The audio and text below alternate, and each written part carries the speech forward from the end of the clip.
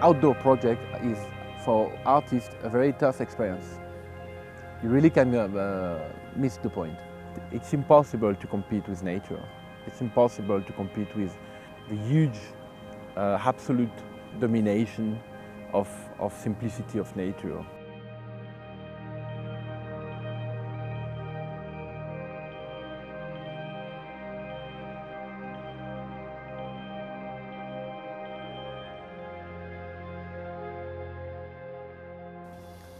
I've been working for many years now, and I'm still on a concept that I've actually named using different names, different terminologies, but to summarize actually this complex concept, I generally use the word repair. Repair in traditional societies follow the opposite path that the modern society is using, which means the modern societies, by going back to the original state, which is a total myth, we can't go back to the original state, it's a mythology, is actually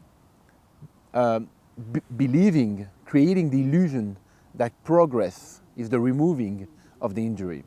In traditional societies, the repair became the contrary. It became the expression of the injury. And these have helped me to reach the point that repair and injury, it is the same things. There's no repair without any injuries. This Cuba fabric was actually the beginning of the project in Documenta. It's bizarre to imagine that the broken faces started with this fabric. Behind each piece of Vichy fabric, there is a hole made by insect or whatever. It is not a decoration. Each piece of Western fabric repairs a hole which is behind. And so far, this object has opened for me a question. How the notion of repair works on the Western world and on what is it not the Western world. When I was working, as I told you before, on the repair, it became very obvious that I needed to find a comparison to echo, to mirror all my research on the traditional repair in non-Western societies in the Western modern world. And one of these most interesting examples I found was radical, but I like this radicality.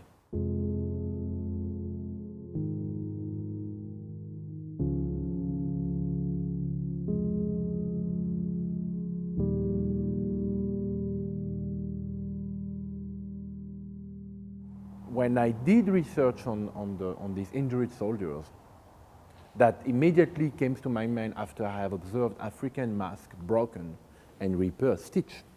I found about the broken faces.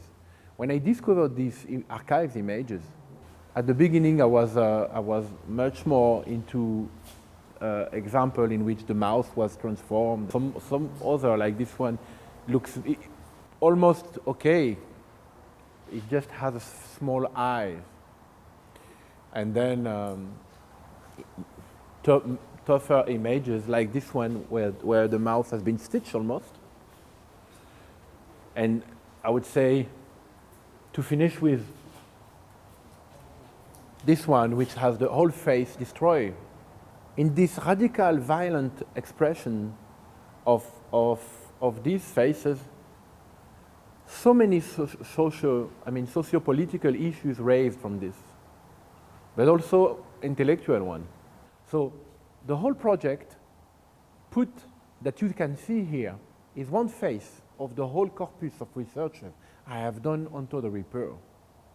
But how, and this is also the first time I did it here at the Middelheim, how to extract from all these intellectual researches emotion, form, expression, autocritique. It lives now by itself.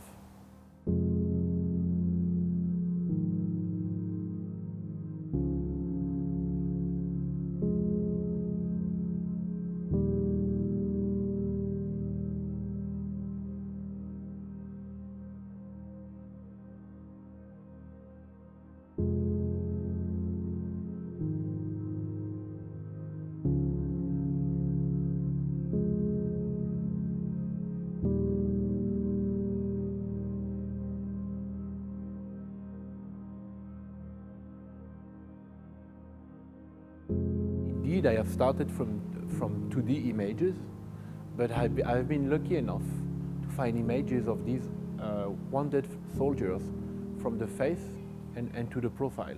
I have all the time the face and the profile. So I have 3D images. So basically it starts with, as you can see, a big piece of tree. The wood is teak, T-E-K. And it's just like, we almost have a tree here.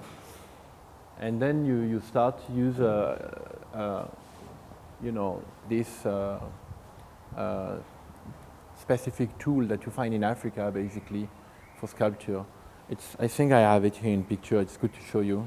It's a stick of wood, and then you have a knife here. It's impossible to be precise. Each time you hit the wood, of course you become good after years and years, but you never can really walk on sharply, you know, making very thin detail. And I also wanted to use this wood within the context of the Middelheim exhibition because I didn't want to, how to explain, I tried to stay as close as I could to nature in the sense that the wood is not treated, is not varnished, is not protected with anything. It's just the wood itself, teak.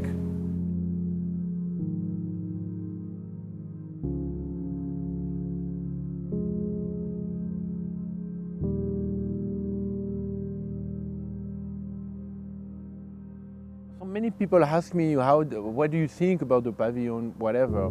I have decided to dialogue with this architecture. And for me, this pavilion is a military architecture. It reminds me the tank of the war. It's in steel, it's green military, the angles are very sharp. It can be a tank. So here we have the link with my project.